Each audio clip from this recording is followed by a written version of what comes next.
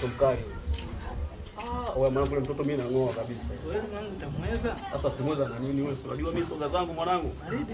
Hapa na picha. Haina nini. Kali kweli mwanangu. Sister, samahani kidogo. Mambo. Samahani dangu, nakaa? Mimi nakaa hapa.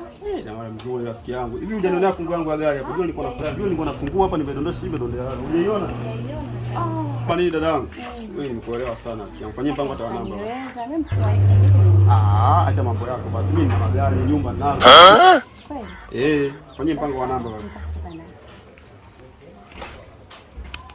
Mdogo wangu vipi? Muda wote nakutafuta kule nyumbani. Mimi nataka niondoke muda wa kazi huu mdogo wangu. Vipi mdogo wangu? Usinikanyage. Mimi nakwambia mimi nimekuletea hapa hela ya chai, buku lako la chai ile hapa.